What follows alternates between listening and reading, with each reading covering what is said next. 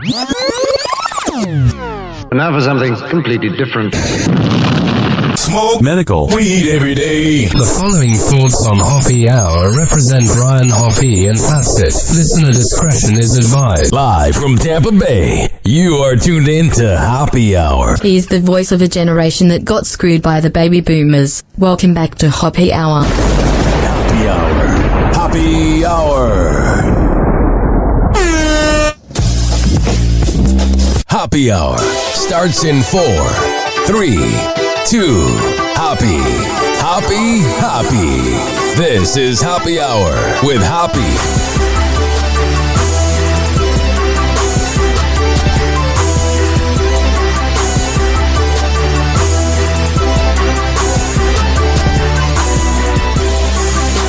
What's going on? This is Hoppe Hour. I am your host, Ryan Hoppe.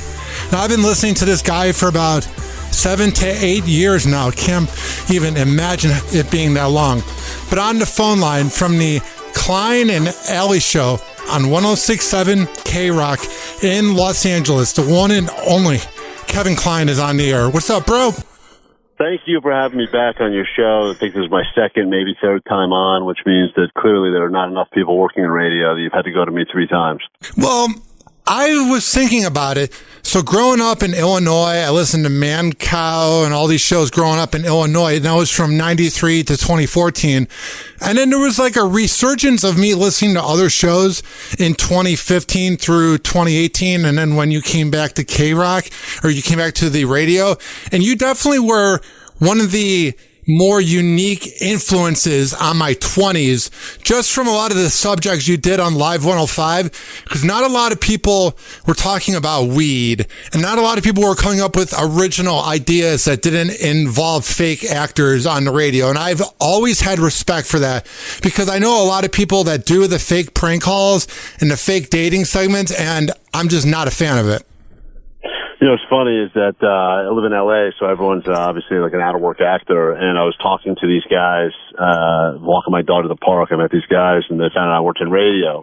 And they all go, "Oh, great, we work in radio, too." I said, "Oh, what station are you on?" They're like, "Oh, well, we're on all these stations." And I'm like, "What are you talking about?" They're like, "Well, today I played a angry ex-husband. Today I was a scorned lover. Tomorrow I'm going to be on Ryan's Roses." And I'm like, and I said, "Man, I'm like, that sucks that you guys have to do that. You know, like, you know, that's probably wasn't what your goal in acting was, to go on radio shows and pretend to be, you know, someone who got broken up with or whatever."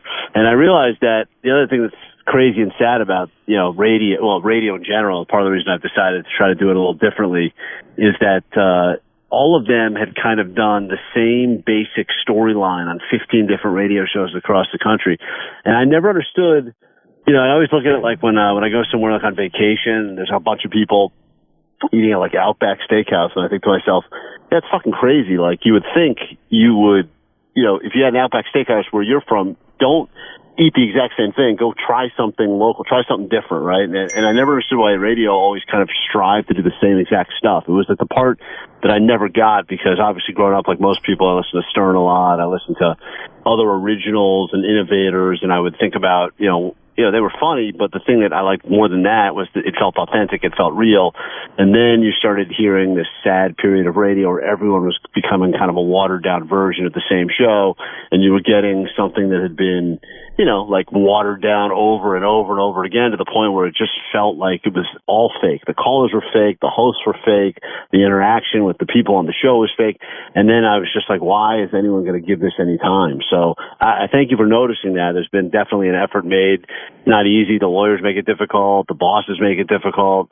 There's never been a period of my career where I've ever felt like I was safe or secure in any job, for a variety of reasons. And the other thing is that I kind of keep refusing to do the way that they want it done in a corporate way, which is very by the books, make sure all the calls are pre-screened and the callers are either scripted or whatever. And I just said, that's not me. So, like, you know, it's cost me definitely jobs before. It makes me kind of constantly thinking about what I'm going to do next. But it's like, if anyone's going to spend 3 hours or 15 minutes listening in their car on the way to work, the very least I can do is try to give them a legitimate experience. I've never gotten the radio stations that are rock and roll or alt or hot talk radio that are run by like nerds. Like I feel like a nerdy PD works for like hot AC or top 40 where it's playing it safe. But I've seen it so many times on radio, Kevin, that all these PDs for rock and roll radio sort of hold the talent back. Yeah, I mean, look, it's like everyone's, the problem, and it's like all jobs, right? But like everyone's looking out for their own ass, right? So it's like, the boss doesn't want to get fired. So, everyone's kind of looking out for themselves. Once you realize that, that's kind of the thing you have to learn early, because everyone, especially the PDs, will always make it out like, oh, I've got your back, I'm your friend. But as soon as their ass is on the line, then you're not their friend, because they'll try to protect their ass. And I had a PD when I got hired to do mornings at KROQ. They had just gotten Klein.Ally, who's kind of a legend in the industry, had kind of moved on to Spotify, and they had a PD that came out to work with us. Came back to LA after being PD in New York, and he was definitely one of these people that did a lot of trying to make it feel like he had my back and was my friend, but behind the scenes, because whenever he drank, you could get the truth out of him. You'd find out that I was about to be the scapegoat. I was about to be the fall guy for why stuff wasn't working. So, luckily for me, because right around the same time I was about to just be like, this is not going to work. We were fighting too much about what I thought people should be doing and what he thought was going to be the safe play. He ended up leaving. Klein.Ally came back. He basically said to me, I give you permission to do whatever you need to do to make this show good. And now here we are. I think we just got our December ratings, the highest the station's been in 9.5 years, mornings, in some of the demos that matter most. And, finally to have a number one. I mean, when I took over that morning show, like first few months doing it, it was, 20th play. I mean, it was terrible. I mean, it was like, and now to have number ones and 1834 person, all these demos that actually matter. It's nice because I got to do it kind of after doing all letting them kind of make bad decisions and just going along with it, but angrily, I finally get to do it the way I want to do it. And now, lo and behold, look what's working, right? How crazy is it? Because I know you've said on air that you liked listening to KROQ and listening to Kevin and Bean. How crazy is it that you ended up replacing Kevin and Bean? Well, it's interesting. A lot of people think of it that way. I never really thought of it that way because, yes, I mean, Kevin and Bean, legends in the industry, 30 years plus at the station. They're a lot of, you talk about innovators. They did a lot of things for the first time, or at least differently, that a lot of kind of shows ripped off along the way. And I have nothing but respect for those guys. And they did what a lot of guys do. They get successful. They make a ton of money. And then after doing it a while, it's not that they don't put in the same effort, but even I think they would say you lose a little bit of that fire because you know that you're kind of set and you're set in life. I've never been set. I've never felt like I'm on easy street. I did say from an early age, like when I started listening to radio, really listening to radio, I was on the East Coast and I was listening to like DC 101 and, WJFK and, good stations on the East Coast. But the reality is I would listen to Loveline out of KROQ at night, and it was the Corolla days and the Drew days. And that's when I kind of made my weird goal, like, that station seems like that's where it's going on. So at that point, I was like, I got to do whatever I got to do in this industry to get to that radio station because that's apparently where you want to be. And, nothing's exactly the path you think it's going to be. And I ended up going to Sirius XM for a while. And then I ended up taking a job in San Francisco where you discovered me. Got to kind of use that as a proving ground. Got hired in San Diego. Then got fired before my first day on the air in San Diego. And then, lo and behold, that's what actually kind of fast forwarded me into the KROQ world. And, I didn't really know how that would play out. And, looking back now in 2024 almost, I can go, it seemed to kind of work out in a weird way. But it didn't definitely happen the way I thought it would be. But apparently people do claim that I said when I was like 10 years old, 12 years old, I'll be at KROQ one day and I'll be the next Kevin and Bean. So apparently I used to say that. I don't remember saying it, but. So during the day, what is your process for prepping for your show? Do you talk to your team during the day or do you guys just talk while on air? It's so fun. Let me just say, I like that, I like that you really care about the process. I think it's interesting. You're like a student of radio. I know you've been a fan for a while. I know that you've been a big part of shows, but I appreciate, because I think it sounds lame when people get real in the trenches about stuff. But, you know, for people like you that actually care, there's a blueprint to it. And I do think good shows. I got to kind of watch a little bit of the inner workings of how Stern worked and that team. And I've seen how I think successful shows work as opposed to shows that are less successful. And the part that is always the same is usually the organization focus is unparalleled.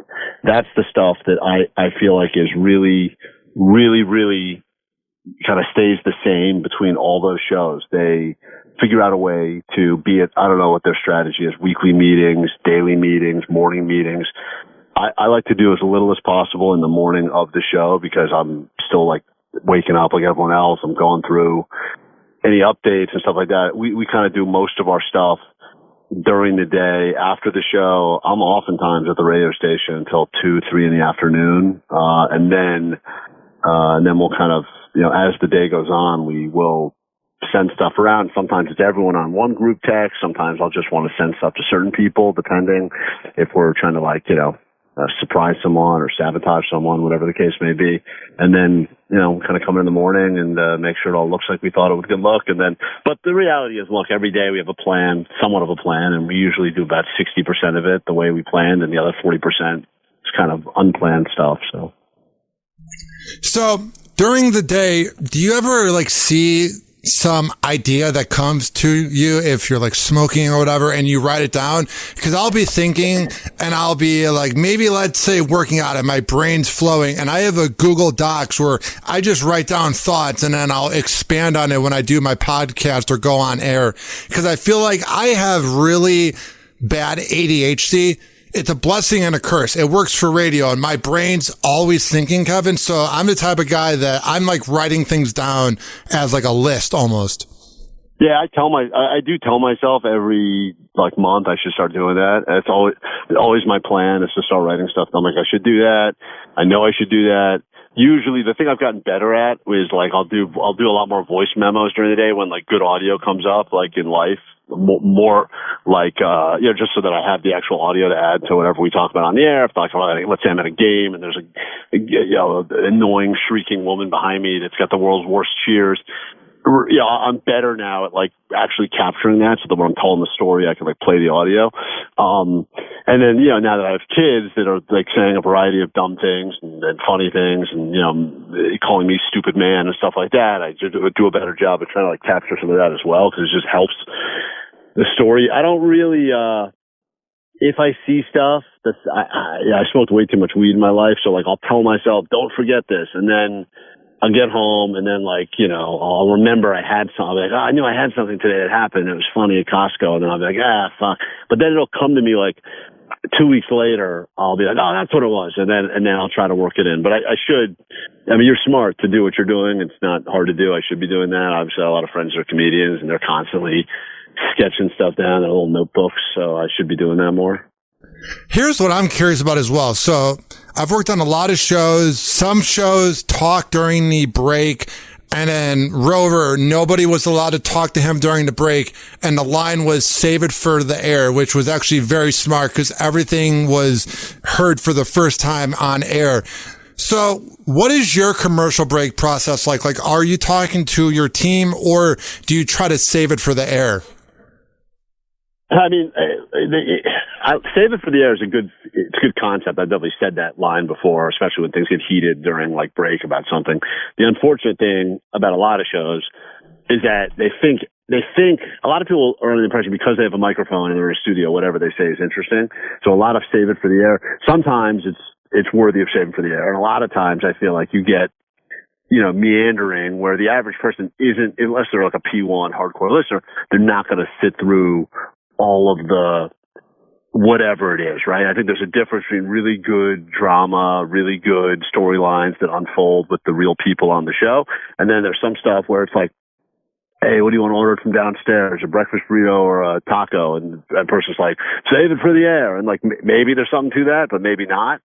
And so that really comes down to, I think that's like the biggest thing I've learned lately is that when radio was like the only option and you kind of had your built-in audience, hosts a lot of times would I think, not take advantage, but they would definitely get comfortable in, well, we can talk about anything, and anything at all will be at least interested in them because they've given the people the benefit of the doubt. That's why people will watch Chappelle go on stage and ramble for 3 hours while he's kind of maybe going to get to a couple of jokes and maybe not. But people will accept that now because it's Chappelle and they're watching greatness and they're cool with it. But if that was an unknown comedian or someone that they had not yet bought into, they're going to get up and walk out after 20 minutes and be like, I don't understand what the guy's even doing. So I think it's true for radio too. I mean, during the breaks, we, if there's updates, obviously we do that kind of stuff. It's a lot of sprinting to, someone's got to piss or take a dump in the bathroom. And then there's, but for the most part, if stuff does happen, we did a dumb thing. It's funny. We invited all of the richest people in LA to a fake wedding, because we wanted to test the theory that they were too busy to go, but they would just send really nice presents, right? So we did that. I've seen it actually get ripped off a bunch since now on TikTok, but we did it probably 2 years ago at this point, and no one had responded. Elon Musk and all these people. We finally got a delivery that came during commercial, bro. I was so pissed because the thing came and the guy brought it in, and it was a big shipment of caviar from this guy that pretty much runs all of the real estate in LA. And, that was one of those moments where I didn't want to fake it and be like, bringing it again when we're on the air live, let's recreate it. But, people like being a part of a thing when it happens more than like, you won't believe what just happened, da da da da da. So like, it does annoy me when stuff happens off air. I do get mad about that. But, for the most part, I think it's best when a story, happens on the air. And I know sometimes what'll happen, like Omar, who's, kind of the one holdover from the Kevin and Bean show. If my wife calls me during commercial or I call her back, there's something going on, there's a rat in the house or something, I'll have a conversation with her that I think is a candid conversation. He'll make sure that he's rolling audio from his end. I don't tell him to. I wish he wouldn't, but and then as soon as we get back, he'll like interrupt me. Like, you got to hear what a pussy Klein is with his wife, and he'll play the audio. So like even the stuff that is happening during the break sometimes does make it onto the air as it happens. What is your vibe like with Omar? Are you guys friends? Are you guys co-workers? I can't really tell through the show, and I think that's what makes it good. Yeah, I don't know if I could tell either, to be honest. I think Omar and I we decided we were going to go hang out socially. Weird Al was doing a couple shows, so we're like, let's go see Weird Al live in concert. And we decided to meet first, get a steak dinner. But then like Weird Al ended up doing a bunch of like non-popular songs that night. So it was just really just like an old man with a ukulele and a accordion. It was kind of strange. But, yeah, Omar, I think of Omar as definitely more than just a coworker. Anyone you work with, as many hours you work with, it's kind of hard to just have a coworker relationship with, because you end up really getting to know the person, their lives, and everything like that. You get sucked into it. But I think that he came from so many years on Kevin and Bean, where it was very much the host of the host. Everyone else works for the host. And so that's kind of that was his, not that they didn't have their own family too, because I'm sure they did, but it was very clear. Whereas I'm much more of I don't feel like I deserve a better parking spot because my name's on the show or anything like that. I think every single person who works on the show equally has, chance to get their ideas on the air. And so like, Omar and I like Omar. We hang out, when we do show stuff. But I mean, it's like anyone else. Ally, I consider her a friend. I went to like her kid's first birthday party and stuff. But the reality is, like, by Friday, we're sick. We spent 20 hours on the air, an additional probably 20 off the air. It's 40 hours together. We all have families now. We all have, stuff going on. So the likelihood that we get together is rare. I will say this. I was like, I was on Shark Tank this year, for this pizza wine I started called Pie Wine, and I did like a kind of a viewing party, and I invited the show. I didn't really expect anyone to come because it was Friday night, and for some people it's a hike from where they live, and it was mostly for friends, family, investors, and people like that. And every single person from the show showed up, and I was kind of like, whoa, like not that I probably wouldn't have shown up for something that was a big deal for them, but also it was kind of one of those moments where, even Omar, who lives, I mean, Omar literally lives 2 hours. He doesn't, like, LA is so big, and he lives out in the outskirts in Rancho Cucamonga. It's like a 2-hour drive minimum. So, like, I was like, oh man. And we all got together, and it was cool, man. How do you guys deal with the traffic? Because in Tampa Bay, it's growing by the day. This area, people keep moving here, and I'm seeing more cars on the road, and I'm beginning to feel like it's getting closer to being like Atlanta. And to me, Atlanta traffic is pretty much just as bad as Los Angeles. So overall, Kevin, like, what is the way that people in Los Angeles deal with traffic? That's the one benefit of working when I work is that, like, I luckily get to miss it. I drive in at like 4 a.m. I see like 3 cars and a couple coyotes, and I'm at my job. Like, it sucks on the days when we take the day off, or I happen to like hit regular, take my kids to school. I go like, man, this sucks. I can't believe I have to put up with this on a daily basis. Terrible. I don't know what to say. It's always been terrible in LA. It's almost like you can't bitch about it because everyone knows what you're getting into. It can't be an excuse for being late because it's like that is what it is. The good news is that the rest of the country now, like you and pretty much every other major city that's had an explosion in the last, I don't know where all these people are coming from. No one's using comments anymore, I guess, but it seems like every single city now is dealing with it, and I can't figure out where they're all. Like, I thought we lost a lot of people that were all moving to Texas and Florida, and then I still feel like traffic is as bad as it was, maybe worse. So we had like that was the cool thing about, COVID, middle of COVID. It's like, it felt like a normal, actually operated probably the way that the city was built to run. Like, roads moved, lights moved, it was caught, and then now it's just chaos again. I find COVID fascinating because you were in Los Angeles where everything was locked down, and I live in Tampa Bay where we were locked down for 5 weeks. It's different. Yeah, very different. Yeah, and by the way, like, I had a lot of friends that moved out of LA, moved to Florida because of that reason. They're like, I don't want to, and they're like, that's it, I'm moving. Think about it. People like your climate, our climate, Arizona, there's a few places you can live. Can't handle cold weather anymore. So your options are kind of limited as to where you're going to go if you're basically deciding you don't want cold weather. And so, once you deal with that, you're like, look, I'm in Florida right now, dude. I always love it here. I know Florida's the punching bag of, the United States for a lot of reasons, and rightfully so. I do see, like, drive-by malls where guys are spinning signs selling guns and puppies at the same store, and I get all that. It's a weird thing, but you make fun of LA for, the fact that they feel they need to put kale in everything too. Well, also the hate on Florida, weird things happen in Sacramento and areas like that. I had a radio mentor that worked in Sacramento that also worked in Florida. The records are easy to access in Florida. You can go online, you can see everything. Anything you want to see that happens in Florida, it's put online the next day. And other parts of America, you can't find the info. So I feel like there's crazy. It's like, trust me, Florida's batshit crazy and there's a lot of things wrong with it. But I feel like sometimes it gets too much hate because we don't know what's going on in, let's say, Iowa or Nebraska. Crazy people are everywhere. Funny, you said you had another radio mentor. I feel like you've got too many radio mentors. I know, it's nauseating. It's almost like that word has lost all meaning. It's like anyone you've ever met that works at radio. I thought you get like one mentor and then that's it. And if they die, then you pick another one or something. You feel like you've used it quite. I saw on Twitter, you're like, I'm chatting with Klein from KROQ, my radio mentor. I was like, oh man, what an honor. And then I realized, but then if you look down, it's like I ran into a guy at Costco. He's my radio mentor. It's like, oh man, you love mentors.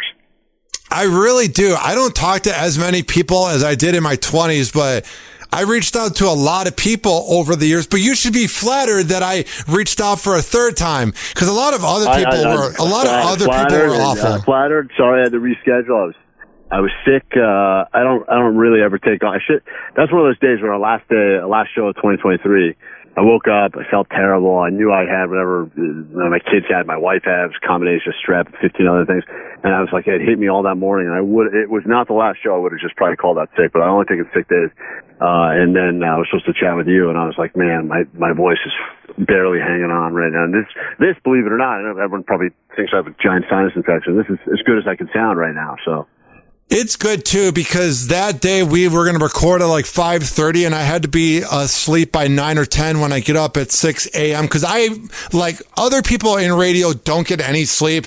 I need 6 to 8 hours to function if I'm going to a radio job. So it's better now because I don't have to be up in the morning. For you, Kevin, I'll now make this a thing where I'll ask you, what's your sleeping routine like? Because for me, man, I need my sleep.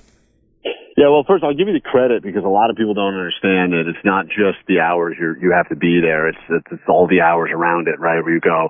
If I'm going to actually even be decent at it, I got to add, I got to make sure I get the sleep. Because I also, when I first got my first morning job, I was in LA. I was working New York morning hours, so that was 4 a.m. to 7 a.m. because they want to be live from 7 to 10 New York time from LA. And at the time I was, mid-20s, so I was like, I'll just go out until the bars close at 2, and then I'll eat breakfast or sober up or whatever, and then I'll go in at 4. And I realized that's like a nightmare. That's like a recipe for a disaster. And then you start going, if I'm going to take this thing seriously and actually want to be able to be like at my best and not just go through the motions, I got to start doing that thing where it's like you start having dinner at 4 and going to bed at 5. But like as it is now, realistically, I tell myself every day I'm going to go to bed by 9. I don't go to bed till probably closer to like 10:30. And my first alarm goes off at 3:30, second alarm 3:45, third alarm 4. Then usually I'm out of bed in my car by 4:30, and then at the station before 5, on the air at 6. So that's kind of the routine. But I do I don't nap during the day anymore because it was messing up my ability to fall asleep at night. So I just stopped doing that. And also I just don't have time. Like I used to. Now I basically stay at the station until I go. Like head home and start, try to be there. Like I don't want to be I don't want to be the world's best. I have no interest in being the world's best dad. I don't have any interest in owning a mug that says I just don't want to be like a piece of shit. So I try to like spend at least a little time, like actually, focusing or at least pretending to focus on whatever they're doing. And then I kind of, once I go to bed, spend another couple hours like just going over the next day's show. Do you feel like you changed at radio once you were a dad? I mean, I probably should have more, like, I probably should take certain things seriously, like, and be more, I definitely shared personal stuff. That's the one thing that's gotten me in trouble. Every job I've had is like sharing personal information about someone in my personal life, right? Like, where I think it's such a good story, and I know they probably wouldn't want me to like reveal stuff, but it's so good that I feel like it has to, like, even if I tell myself, all right, this is off air, I still like eventually will give it because it's so hard to like do the job right while holding back. It's just like impossible. So, and it's definitely cost me like relationships. It's definitely gotten me in some huge fights with my wife. And like, I'm sure eventually my kids will hear, like, it's funny, my daughter was like 4 and she started singing some song, I don't know, one day about penises or something. I don't know where she learned it from, but the thing was hilarious. I put it on the air. And then her principal, I pulled up to like pick her up at school, and her principal was like, "Can I talk to you for a second?" I was like, "Yeah, what's going on?" I didn't think the principal even knew what I did or who I was.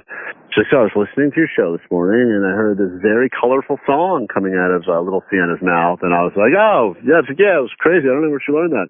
She's like, "Well," she kind of gave me like a judgment. She didn't really say anything. She gave me like a judgmental look, like a very, I don't approve of this sort of thing. And you get some of that. But, I mean, look, I probably, it's radio. We're not like doing anything that's that important. This is probably the most in-depth I've thought about it, just talking to you because you ask questions where you actually care about the process. But the reality is all that, everything that happens in your life is just more fodder. Sometimes I get annoyed that I like think about stuff to talk about, and I realize that all I did for like the weekend was like kid's birthday party. And then I get like annoyed because I remember, I know you were a fan of like Opie and Anthony, and obviously I used to listen to shows. But I remember whenever Opie would bring up his kid, I remember that's when, as a listener, I could tell Anthony didn't give a shit about it. So it always made it always, to me, that's when you could start to hear the dislike between those two guys, because it was one of these things where it was a big part of Opie's life, and Anthony didn't give two shits about it. So whenever he'd bring it up, you could tell it was a weirdness, and it never really seemed like it got anywhere because they both weren't on the same page. And so I remember thinking to myself, when I had kids, like, I don't ever want it to be a thing. And now, like, if you think about the show I'm on now, which is KROQ in LA, and it should be, we're not doing, Seacrest or like any of these, like, it's definitely not like a family friendly Elvis Duran show. So like the idea that I have kids, Allie has kids, she got a kid now, she's trying to have another kid, Omar's got kids.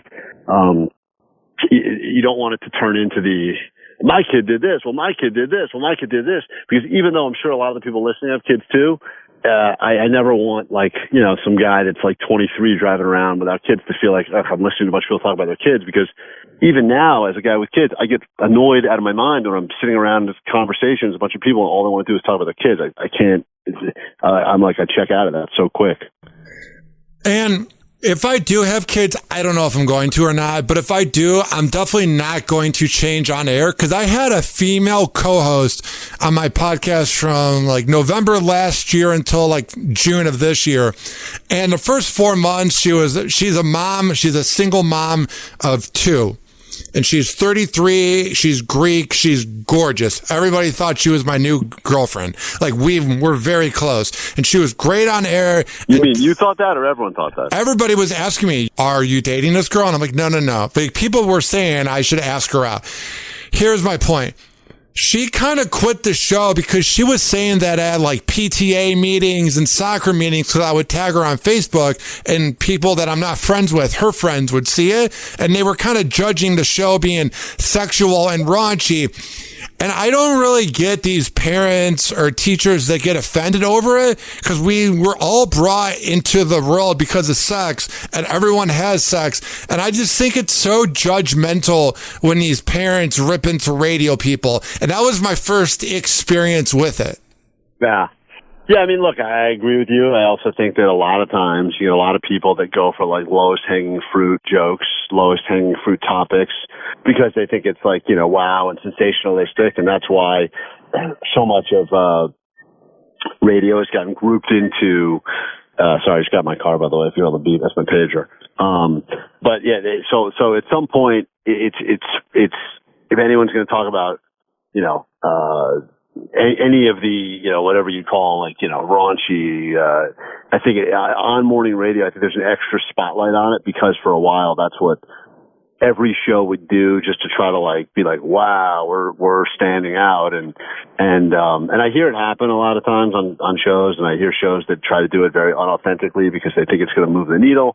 But the reality is, like, I think about if I was just out with my friends and we're all at a bar drinking and talking, conversation's probably going to be, more R-rated than not, because that's just how we would be when we're hanging out. So, but yeah, well, your point is interesting, and I do think that, I'm sorry you weren't dating her. Sounds like she was great. She was very hot. She gave me a basket from the Easter Bunny when I was working at iHeartRadio, and we did a few videos of it, and people were like, she so wants you, and then like 2 weeks later quit the show essentially. So I was like, no, she does not.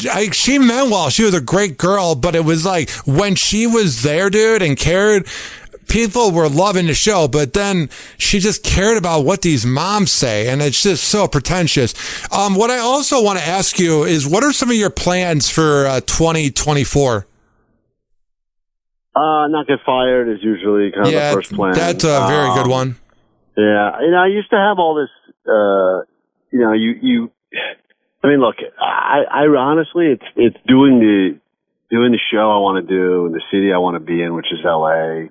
Having creative control, a lot of the other stuff, like I would think everything was under my control. I would get angry when things wouldn't happen or didn't happen or weren't happening at the right time or weren't playing the right songs and all that stuff. I've kind of like, I gotten better, especially this last year. So I want to keep going this path of just realizing there's certain stuff that I shouldn't spend any time thinking about mentally. Like there's just not worth my time. There's nothing I can do about it. Focus on the only thing I can control, which is the 4 hours a day that we're on the air doing the show.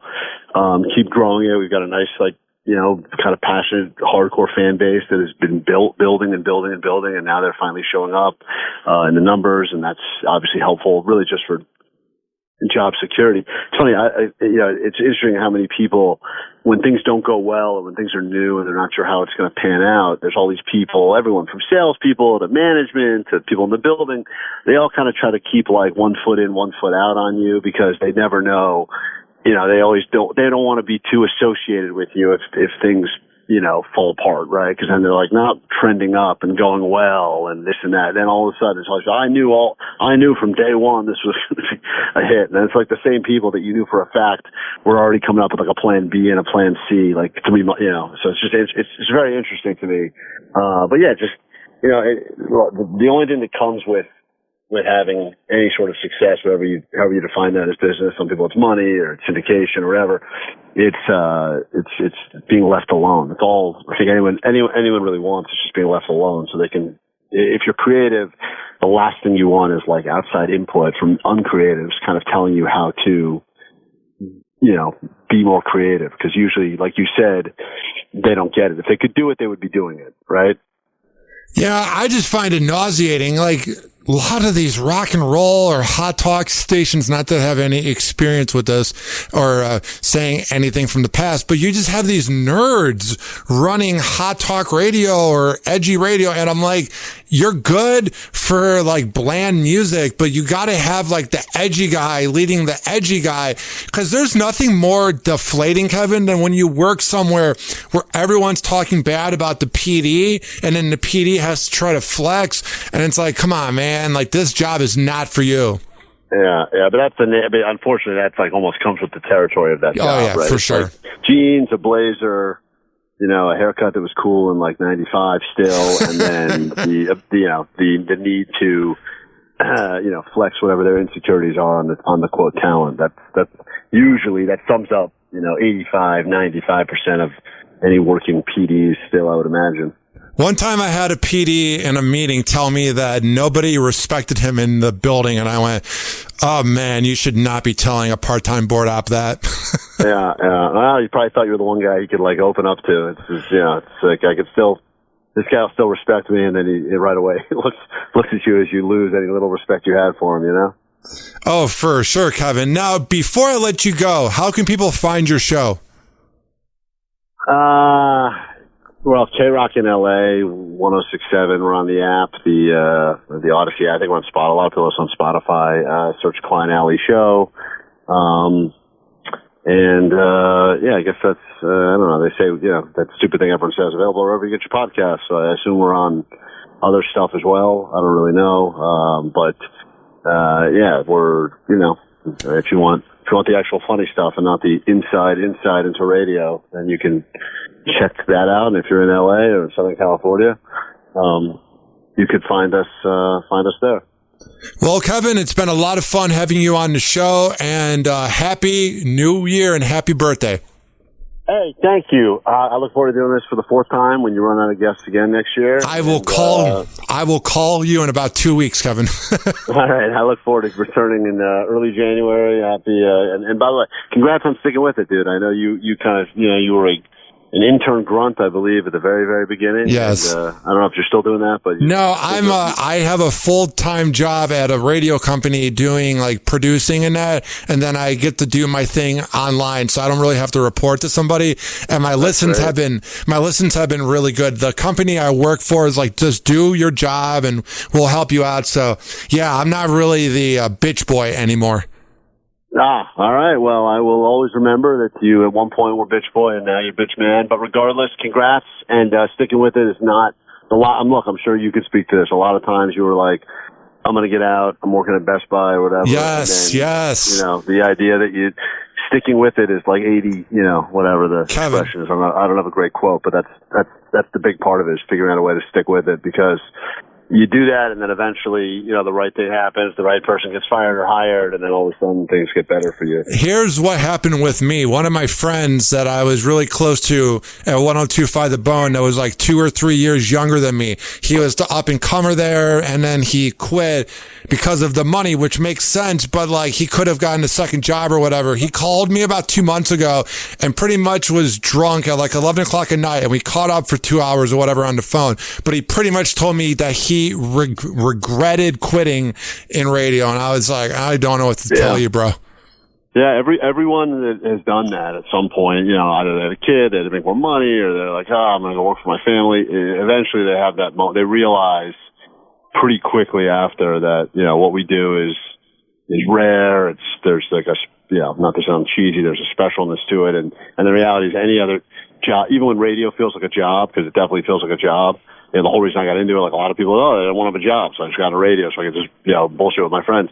But every job eventually is going to feel like a job. And, you know, Steph Curry feels like a job a lot of times too. And like, so the reality is, you know, remembering that when you're doing that, it's still probably better or more fun than a lot of other jobs out there. And for people that say radio feels like too much of a job, I'm going to go get another job, like you haven't worked enough real jobs. Because if you've been, you know, a waiter and done security and done all these other dumb things, you know, whatever, you start realizing those jobs feel like jobs all the time. At least radio can feel like not a job some of the time, you know? One more thing. I've been trying to figure this out. What does sweet divots mean? Yeah, we do a thing on the show. I don't really know I'll start by saying I don't know the answer, but we do a thing on the show called Old People Secrets where, you know, like every news station feels obligated to do some local story whenever some old bag turns 106 or 109, and they're always like the exact same beats they do. First it's a giant cake where the person drools in it, they're wearing a tiara, and then they basically say at the end of the whole thing, they're like, and we asked Shirley what her secret is to a long life. And then they cram the microphone in their face, and the funny part for us is trying to guess what they say. My theory is old people have been attempting to sabotage us by giving us bad secrets our entire lives so that we die off young, and then they get all the glory because they get on the news. But one of the times we did it, this woman, they said, what's your secret? And she goes, damn it, or something like that. And we listened to it like a million times because we loved the way it sounded, but we were all trying to figure out what she was really saying. And there's still to this day, this happened probably a year and a half ago, but still now people are on a daily basis being like, I think I know what it was, or I think this is what it is, or I found some random candy that used to be around in the 1920s that's been pulled because it was full of lead paint, and they were called sweet divots. And then people say, I think she's saying sweet living. I think she's saying, so we don't really know, you know, what it is, but it just kind of became this like fun pleasantry to say to each other. And now, like when people call that have been listening and, you know, in any sort of, it's probably the biggest question we do get asked is what does sweet divots mean? Because people just call and say it. And a lot of people say it and have no idea what it means, what it came from. I was at the airport coming to Florida, and some guy yells from like 4 gates away. He's like a real loud, sweet divots. So I was like, oh, cool. It's hard to be in a bad mood when you're saying it, and it's even funnier when you hear the original woman say it. I think she's died since then, so obviously sweet divots doesn't work. But at the time, it was a beautiful thing. And look, you know this. Any show that's worth anything, like little inside things. The best part about radio, right, is like little dumb inside whatever become these kind of big things that stick around, and any show that's worth anything, I would imagine, hopefully over the course of 5 years, 10 years, whatever, develop some of those things that stick around, and that's pretty much that. Kevin, keep up the good work. It's been a lot of fun having you on the show, and I will text you in 2 weeks. I'm just kidding, but not, all right. But not really. To be your mentor means everything. Thanks, man. Happy New Year, Ryan. All right. Thank you, Kevin. Happy Hour. Happy Hour. Happy Hour is now over. And like that, he's gone.